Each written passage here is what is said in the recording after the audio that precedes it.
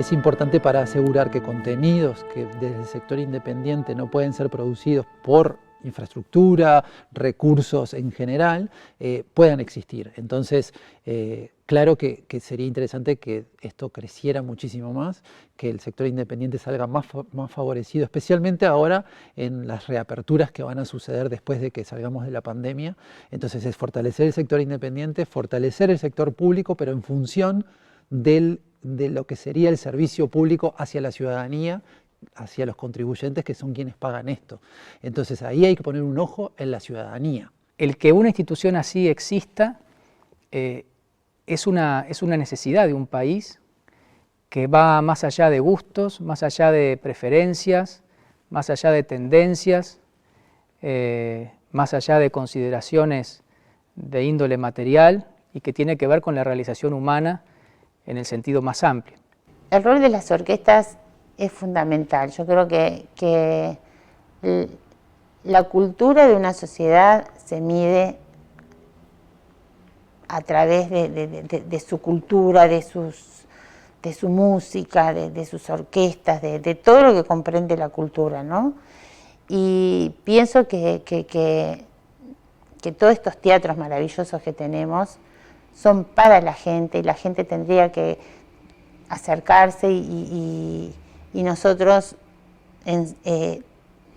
tratar quizás explicar las obras que vamos a tocar de una manera, de un lenguaje que sea más accesible para la gente, y que entren a este teatro, porque este teatro es del pueblo, y no hay cosa más linda que sentarse en un escenario y ver el teatro lleno.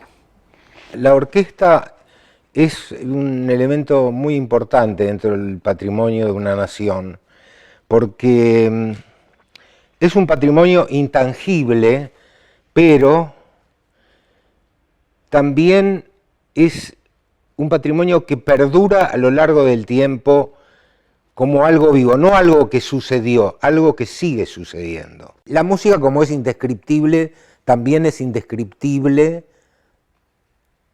lo que enriquece a las personas. Tenemos que poner el oído, el ojo, las ganas y el trabajo y el esfuerzo es en los públicos, en cómo ayudar a tener una mejor sociedad, construir mejor ciudadanía desde el aparato de la cultura y en este caso desde un aparato público como es el SODRE.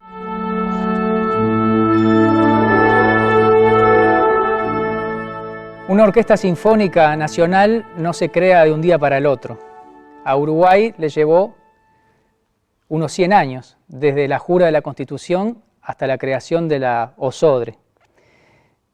Parece mucho tiempo, pero uno se pone a pensar que cuando Uruguay celebre el bicentenario de la jura de la Constitución, en 2030, va a tener una orquesta sinfónica de prácticamente 100 años, o sea, la mitad de la vida institucional del país, lo cual no está nada mal. Y el gusto por lo sinfónico empieza a meterse en la vida del país hacia finales del siglo XIX, con distintos intentos, algunos de los cuales duraron más que otros.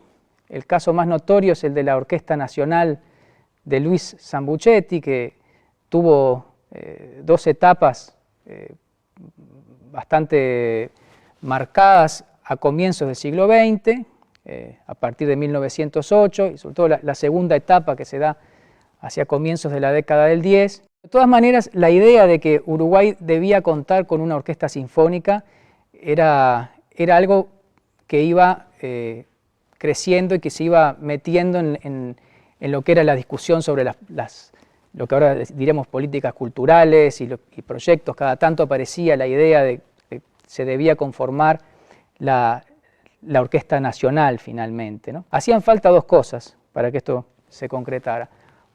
Una, diríamos, un articulador político que viabilizara esta idea, y otra, un proyecto que lograra sostener o garantizar la permanencia de una orquesta sinfónica, de un elenco estable de músicos.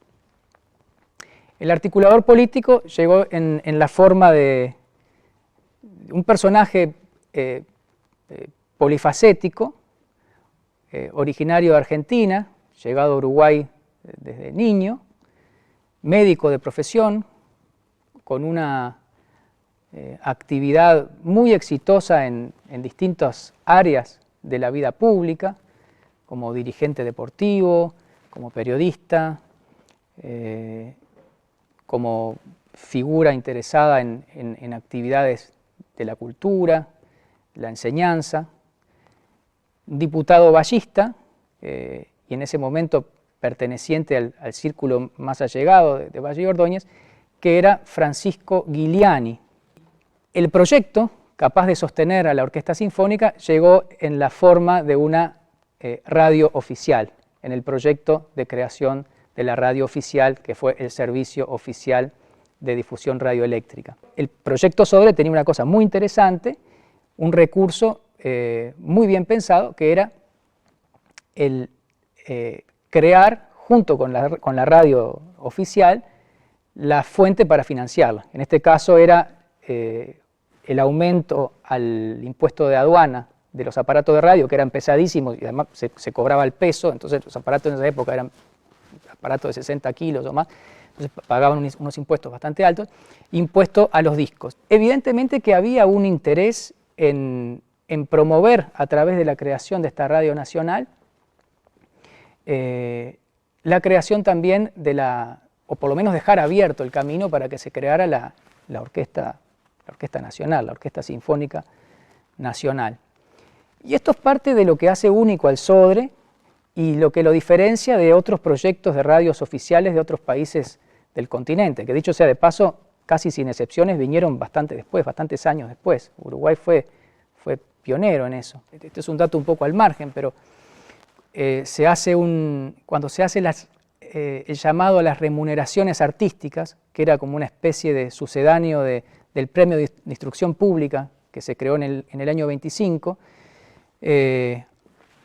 algo así como un fondo concursable de la época, digamos, estaba estipulado que las obras orquestales seleccionadas iban a ser interpretadas por la Orquesta Sinfónica del Sodre. Todavía no existía la Orquesta Sinfónica del Sodre, esto fue en el 30, pero finalmente cuando se creó la orquesta, al año siguiente terminó tocando esas obras que habían sido seleccionadas. Y bueno, y en ese año el Sodre empieza a producir conciertos. ¿Dónde? En el Teatro Urquiza. Era un teatro que a esa altura tenía unos 25 años, más o menos. Y esa orquesta la dirigían Vicente Pablo y Virgilio Scarabelli. Pablo era un pianista muy respetado, director del Conservatorio Uruguay, con algo de experiencia en el podio. De hecho, él había sido quien estrenó la Fantasía para violín y orquesta de Fabini un par de años antes.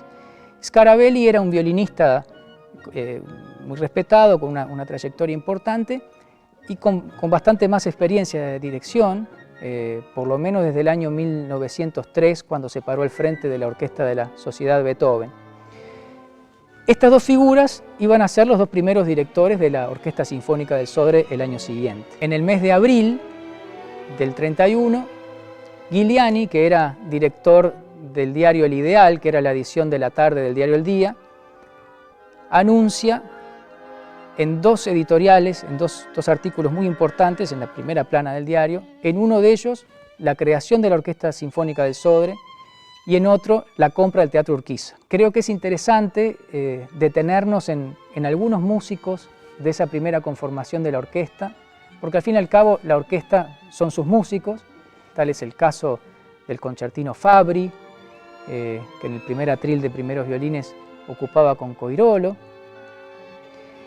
Había compositores ilustres en la Sodre. El primer trompeta era Vicente Ascone y en el primer atril de violas estaba Luis Clusó-Morté. Y había también extranjeros,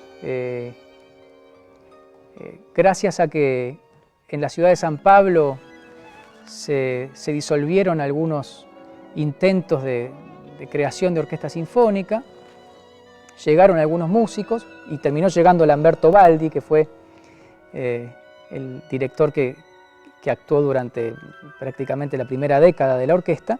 El rol de Baldi bueno, es muy difícil desestimarlo, precisamente porque tuvo una función muy importante en la conformación del ensamble. Una orquesta no son 100 personas tocando a la misma vez, sino que es una construcción que lleva años y que lleva un trabajo continuo, y para eso precisa de esa ya mentada estabilidad y regularidad en el funcionamiento. Entonces, el 1 de junio fue muy simbólico.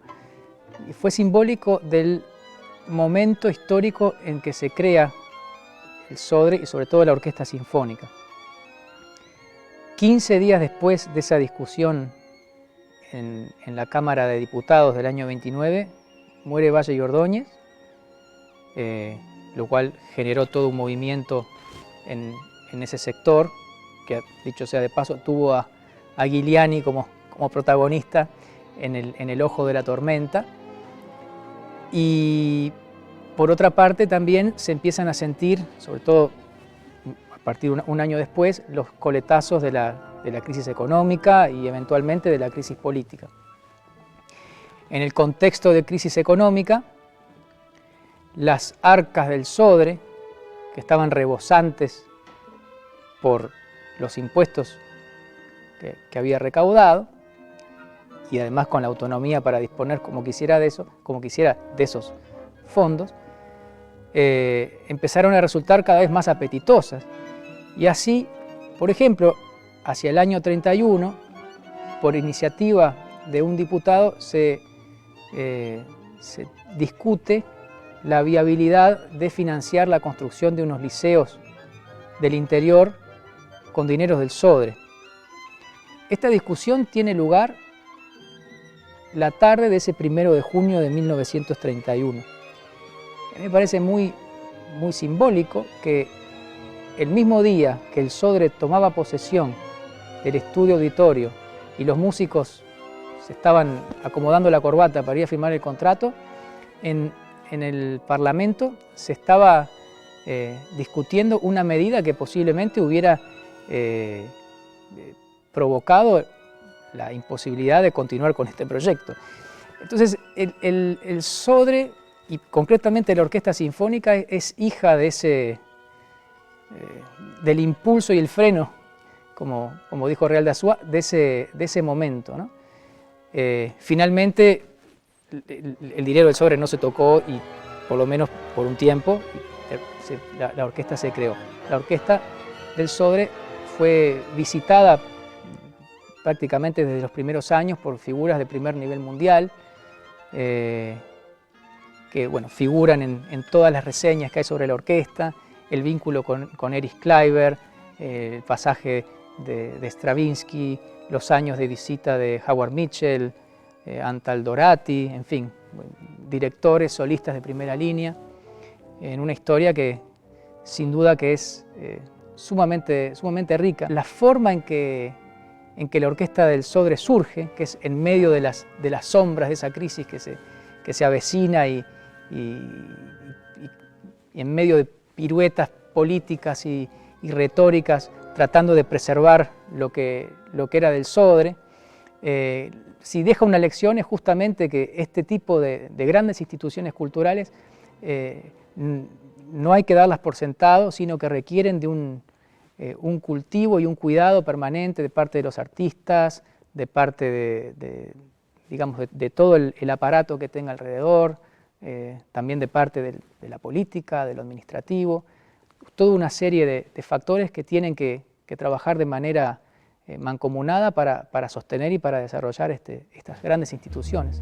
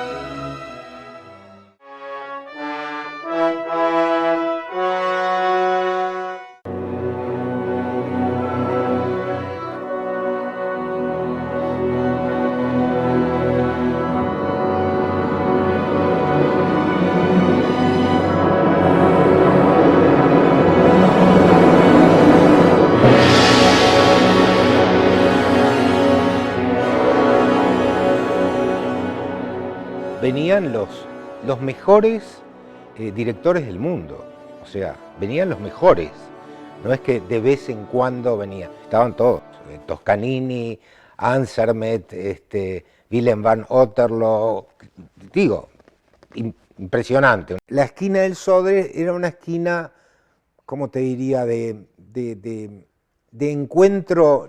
La palabra cultural me suena medio no sé qué hoy en día, pero era una esquina de encuentro, era un ámbito espacial particular con los boliches que había alrededor, donde uno frecuentemente antes o después de las funciones iba, se encontraba con la misma gente, era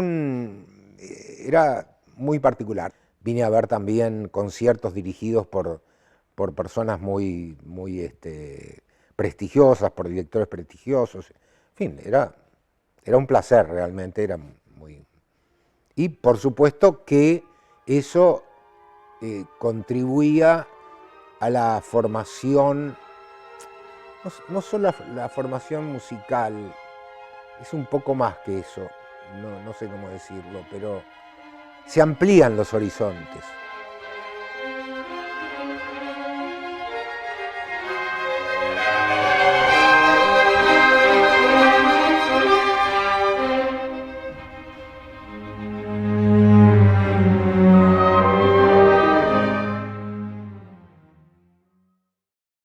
Mis primeros recuerdos de la Orquesta del Sodre es cuando yo tenía 4 o 5 años, que mi padre ya tocaba en la orquesta y me traía a los ensayos, me traía a los conciertos obviamente, entonces esos son los primeros recuerdos que tengo en el viejo estudio auditorio que quedaba justamente en este mismo lugar donde está el Auditorio Nacional. En las familias... antiguamente, ahora ya no tanto, pero antiguamente se estilaba de que había cierta tradición en cuanto a las canciones. En los músicos pasaba más o menos lo mismo. Y bueno, en el caso de mi familia, en realidad mi padre fue el primer músico de la familia y yo el segundo, y ahí más o menos se cortó, por más que mis hijos, algunos de mis hijos son músicos, pero más hacia el lado de la música popular se han inclinado, pero músicos sinfónicos solo nosotros. Pero hay otras familias donde sí hay numerosos músicos.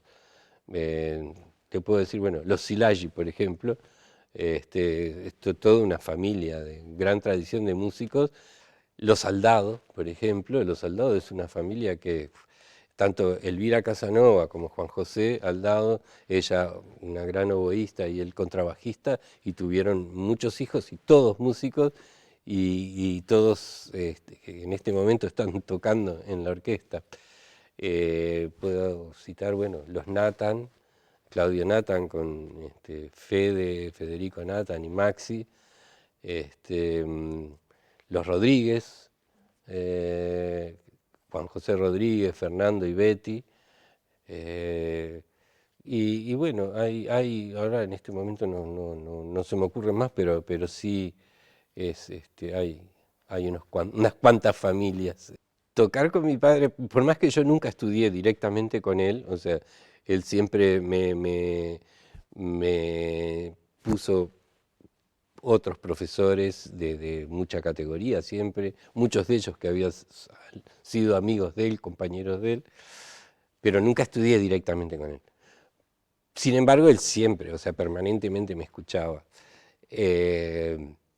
Bueno, fue una relación, por un lado, muy linda, muy entrañable, muy enriquecedora, porque mi padre era un gran músico, al mismo tiempo también en algunos momentos traumática, porque él siempre fue muy exigente, y luego cuando yo ya terminé mis estudios en Europa y regresé, y ahí nos convertimos en compañeros, entonces ahí ya era una relación más de igual a igual.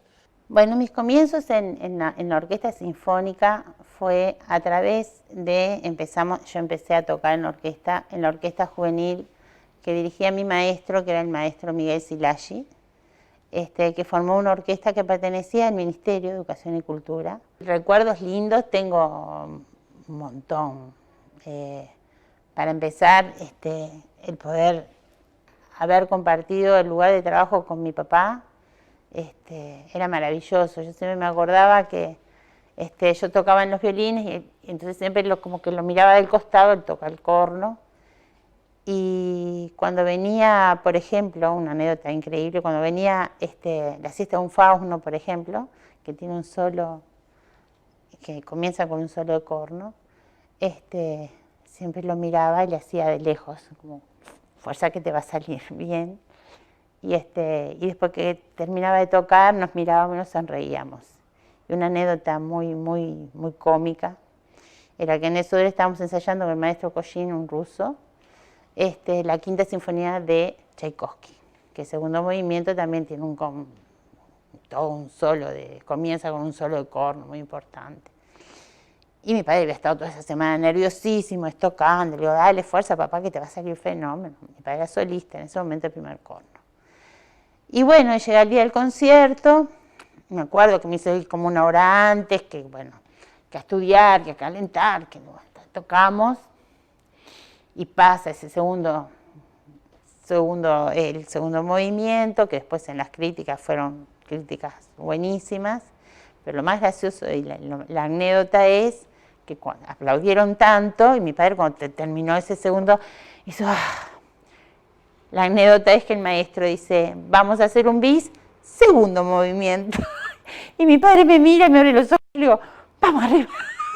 Mi casa era como una cajita musical, ¿no? Teníamos a mi padre en un cuarto tocando el corno, mi hermana tocando la viola, yo tocando el violín, y el zapatero de enfrente, que eran unos gallegos divinos, yo iba a buscar unos zapatos y el tipo decía, hoy estudiaste, y me talareaba lo que yo estaba tocando, lo que cantaba mi padre en las escalas. Es una foto que creo que debe ser única.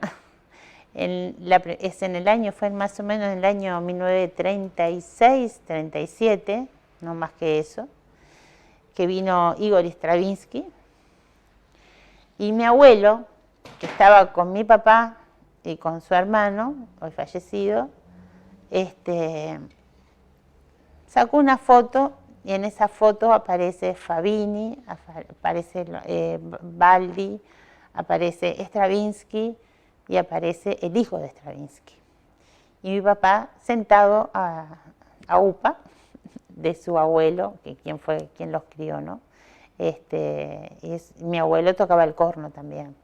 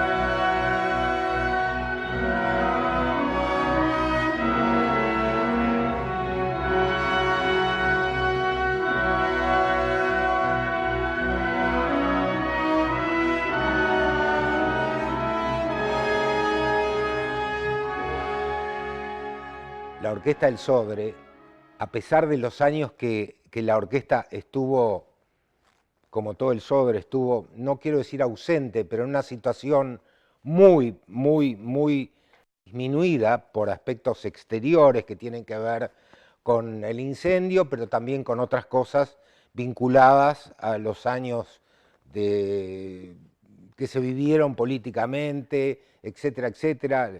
Al ser un organismo estatal, no está exento de los vaivenes de la política. Bueno, durante todos esos años igual se mantuvo vivo la llamita. Cuando el incendio del Sodre yo no estaba en Uruguay, yo ya estaba estudiando en Moscú, en el conservatorio, pero sí tengo la referencia directa de mi padre, que sí estaba acá y realmente fue un momento terriblemente traumático para todo el ambiente musical, pero especialmente para quienes trabajaban en el estudio auditorio. En cuanto se enteraron del incendio, vino todo el mundo acá porque muchos de ellos tenían sus instrumentos guardados ahí. Estaba todo el archivo del Sodre, que gran parte se quemó también junto con la sala. Fue como una cuestión simbólica, yo a la distancia lo veo como un hecho simbólico de que esa sala tan hermosa que teníamos, que se haya incendiado en la antesala de esos terribles años que vivió el Uruguay.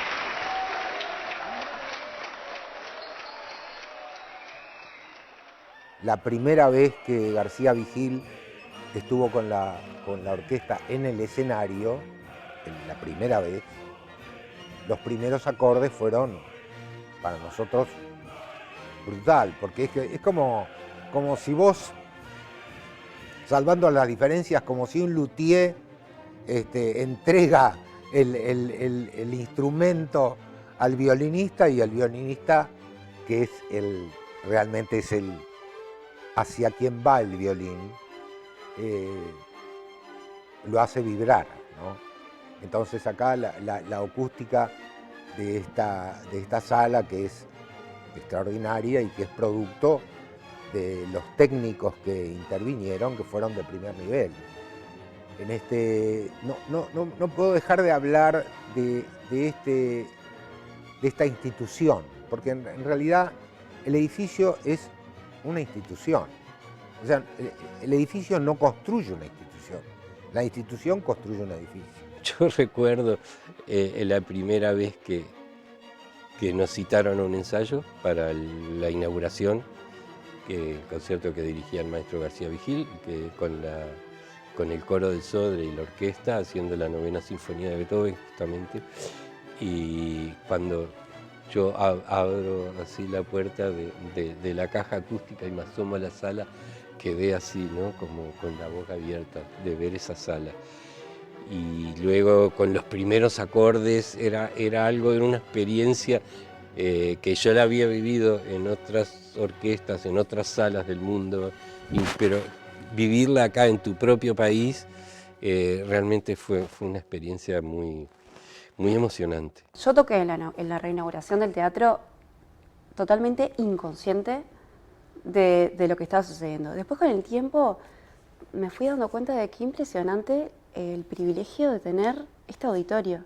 Te das cuenta después, ¿no? Y más, como yo no viví todo el proceso que hizo la orquesta, 30 años fueron que estuvo cerrado, 30 años sin una casa, sin esta casa maravillosa que tenemos, como funcionando medio nómada de un lado a otro. Debo decir que no me lo imagino.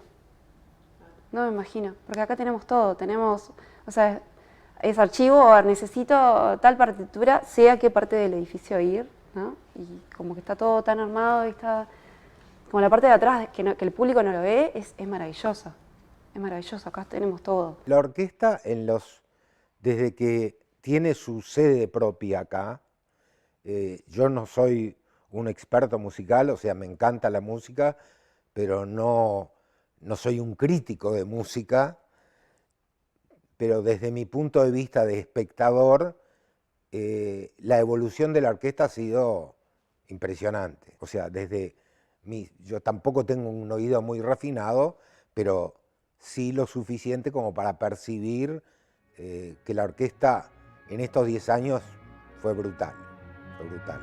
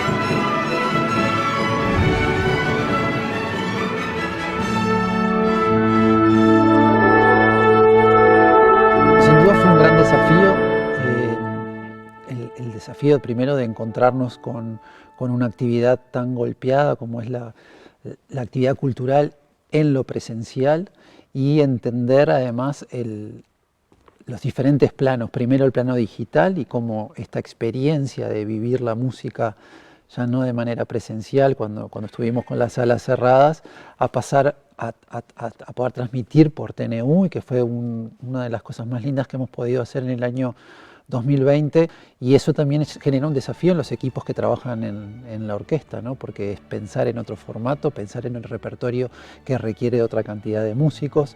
En el año 2020 todavía no estaba designado el nuevo director artístico de la orquesta, entonces los equipos han tenido que pensar en, invitar a otros directores, pensar en el repertorio que pudieran hacer, basándonos en los protocolos sanitarios que teníamos que respetar. Es una manera de que la orquesta esté cerca de su público, y yo estoy seguro que cuando volvamos a analizar la situación, ya con otra perspectiva, vamos a haber acercado el contenido de la orquesta a nuevos públicos, y espero que sean públicos que después se queden con nosotros. La pandemia se transformó en una oportunidad para pensar el futuro con otra flexibilidad y con otras opciones en la oferta de cómo llegarle a esos públicos. El desafío más grande es que diariamente tenemos solo 24 horas y con tantos cambios de condiciones sanitarias tengo que reprogramar muchos programas, y eso es no simplemente pensar de otra obra, es estudiar otra partitura que necesita sus horas, a veces días, a veces semanas. Pero es lo que tenemos, por suerte, en la orquesta y en el archivo y todo en mi equipo. Tenemos gente flexible que tienen comprensión por la pandemia en que estamos trabajando ahora. Claramente no puedo programar para grande orquesta, que yo extraño mucho, y yo sé que la orquesta también extraña mucho. Y hay que esperar que en unos meses vamos a salir de la situación y volver con orquestas más grandes. Llega el momento de la pandemia en 2020, ¿no? Y entonces ahí es lo que había a mano, ya que no se podían hacer conciertos, no se pueden hacer conciertos en vivo, es justamente recurrir a todos estos medios electrónicos. Y bueno, a pesar de que no es lo mismo que estar en una sala y que escuchar un concierto, pero sin embargo han permitido a los músicos en todo el mundo poder de alguna manera continuar con la actividad y llevarle al público esa parte de la cultura que es tan importante, ¿no? La experiencia de escuchar un concierto en vivo, un concierto sinfónico en vivo en una orquesta, es una experiencia insustituible, con nada, irreemplazable. Se escuchan sutilezas que ningún medio electrónico puede reproducir de esa manera tan carnal, digamos. Sin embargo, bueno, la tecnología ha avanzado muchísimo y también tiene sus ventajas. Para nosotros mismos, los músicos, cuando estamos estudiando determinada obra, tenemos así al alcance de la mano, con solo hacer un clic en un aparato, tenemos grabaciones de los mejores músicos y podemos comparar, porque podemos poner varias versiones así en vivo, y eso es de una ayuda que cuando yo estudiaba era impensable.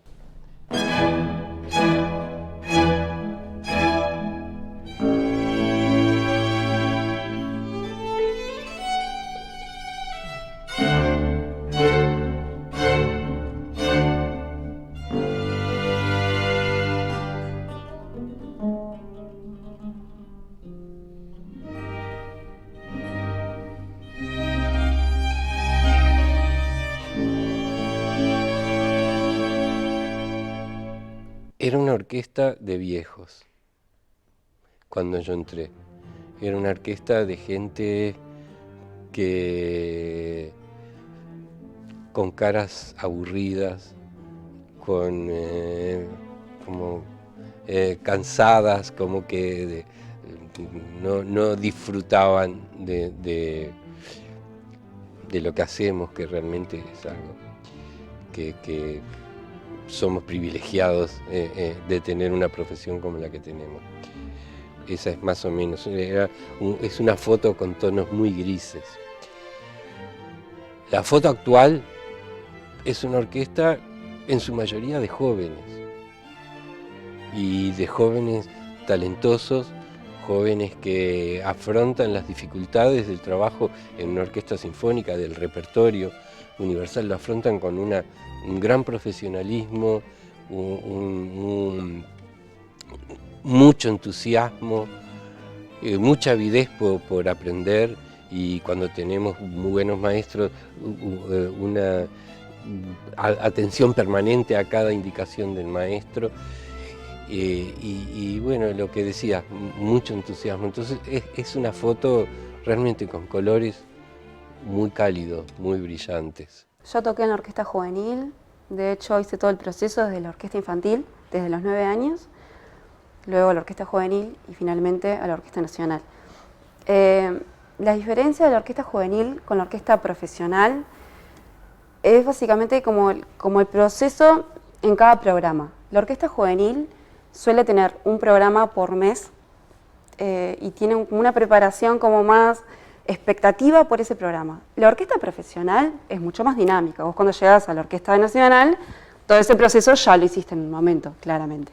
Entonces, bueno, es semana a semana un repertorio distinto que realmente puede ser opuesto totalmente, tener la dinámica de resolver diferencias de estilos. Y una diferencia que está bueno mencionar es también el profesionalismo. Vos cuando llegas a una orquesta profesional, llegas al primer ensayo y las notas y todo tiene que estar. La orquesta juvenil es como un proceso que por ahí hay 2 notas que no las sé, pero el de al lado las sabe, entonces yo lo voy aprendiendo. Eso me acuerdo que mi primer concierto con la orquesta, que fue en la reinauguración del Auditorio Nacional en el año 2009, mi primer concierto con la orquesta, mi primer ensayo, me impresionó que llegué, me senté y empezó a sonar todo en tiempo, empezamos a afinar a la hora exacta que se suponía que íbamos a afinar, el director entró, todo el mundo sabía qué iba a hacer y alrededor empezó a sonar todo, desde el primer ensayo. Y fue, ok, acá realmente tengo que tocar todo. Trabajar en una orquesta es algo muy parecido, es algo universal. Y lo que yo vi acá es que la exigencia de profesionalismo en Uruguay es muy alta. Uruguay vino en realidad como una oportunidad re linda que no fue planeada en mi vida. Yo después Viena, plan fue volver a Serbia, porque ya terminé estudios y pensé, bueno, ahora quiero encontrar algún trabajo y volver a mi país. Y lo que quiero decir también es que yo no soy la única serbia. Tengo 2 amigos acá y como que tenemos suerte en la vida, creo, porque nos conocemos por 15 años y somos familia ya. Y todo hicimos juntos. Y bueno, y cuando vinimos en Uruguay fue algo muy lindo para los 3 que podemos tener esta experiencia juntos. Cuando vine en Uruguay, para ser muy honesta, yo no sabía qué puedo esperar, porque no tenía tanto conocimiento de cosas que pasan acá. Nunca vine en Sudamérica antes. Y cuando vine en Sodre, primero lo que me gustó mucho es que es una orquesta internacional, en realidad, porque tenemos compañeros de varios países. Por ejemplo, hay mucha gente de Venezuela, de Brasil, de Estados Unidos, también de España, y nosotros 3 de Serbia. Como hay varios países que tocamos todos juntos, y es re lindo para una orquesta tener esta mezcla de culturas diferentes.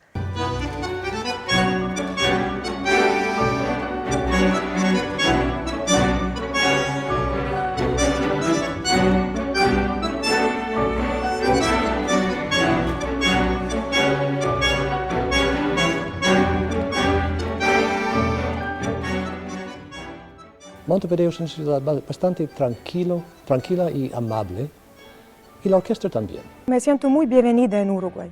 Con todo lo que pasa en mi vida acá, de verdad me siento muy bienvenida. Es una sensación muy linda para extranjero que viene a un país que es tan lejos de Serbia. De verdad, Uruguay y Serbia son muy lejos, pero yo me siento como casi en mi propia casa. Y en esta orquesta, justito lo que me gusta es que existe un tipo de amistad entre la gente. Ensayos son como lo más lindo que yo puedo hacer. Hay una relación de linda entre la gente y vos te sentís bien en tu trabajo, que es muy importante para un artista, primero, porque vos como un artista, cuando te sentís así, puedes dar más siempre. Toco segundo violín en nosotros. Y teníamos un ballet en fin de temporada de 2019, en diciembre, Manon, y justito pasó así que nos faltó un primer violín y yo toqué primer violín. Y en fin de programa fue que yo terminé tocando como concertina.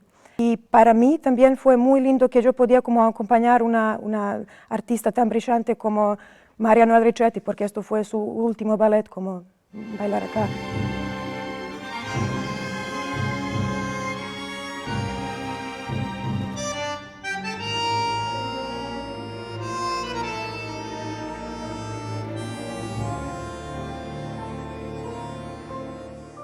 Tenemos orquestas que tocan a un nivel que se puede comparar con cualquier ciudad del mundo, pero estamos en el sur, por suerte. Recuerdo cuando el primer periodo que el maestro Lano fue director del Sodre, de la Sodre, él insistía mucho y hablaba con los arquitectos, con el arquitecto Singer y con otros técnicos, y buscaban la manera de mejorar aún más la acústica del Sodre, hasta lo que es hoy, que realmente es un lujo para esta ciudad tener una sala como esa. En este momento yo pienso que la orquesta La Sodre está en uno de sus mejores momentos, que eso fue fruto de un proceso muy largo. La Orquesta del Sodre es la primera orquesta del país.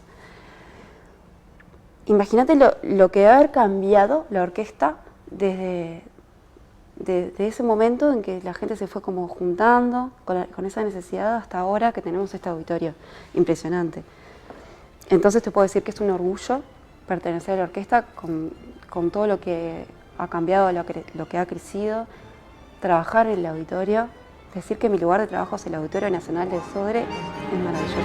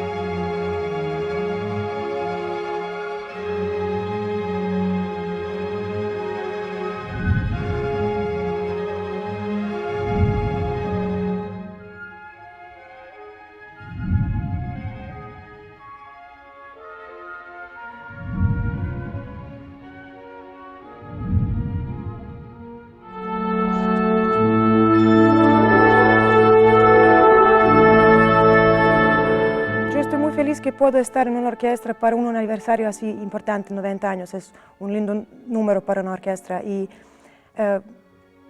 lo que yo veo es que acá pasan cosas muy importantes en el mundo de música clásica. Nosotros teníamos oportunidades de tocar con nombres muy grandes en el mundo de música clásica. Me la imagino fortalecida, me la imagino siendo referente de la región como ha sido siempre, con grandes directores que han pasado por esta casa.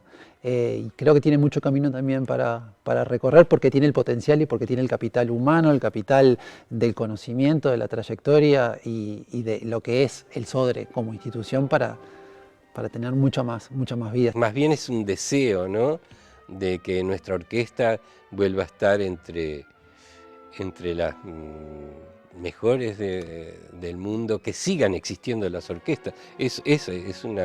Es una cuestión fundamental de que las orquestas pervivan y porque son un gran vehículo para transmitir todo el caudal, todo el tesoro de música que hay escrita hasta este momento de música sinfónica y que cada año se va enriqueciendo más y más. Entonces que pervivan las orquestas y que las salas estén desbordadas. El año que viene estoy tratando de armar una temporada muy seductora, porque después de 2 años casi sin actividad grande, cierta gente van a tener un cierto miedo volver al teatro. Espero que van a superar esto y volver. Y estoy programando cosas en que la gente van a, por pura curiosidad y ganas de oír la orquesta a full. El año que viene van a haber una temporada bastante interesante y linda con obras grandes. Hay que poner un balance, equilibrar una temporada en que hay conciertos en que todo el mundo va a venir.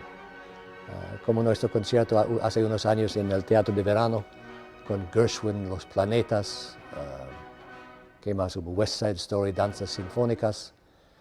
Y muchas veces con repertorio así, gente joven que normalmente no se interesan para música clásica, piensan, wow, suena grande la orquesta en vivo, y van a volver para otras cosas. Por otro lado, el aspecto más importante para atraer cualquier público es la calidad de las funciones. Mi gran sueño es que esto sea, que vengan grandes maestros, que tengan la posibilidad de que vengan grandes cantantes, grandes bailarines, grandes solistas, y que esto sea un centro cultural muy importante para nuestra sociedad.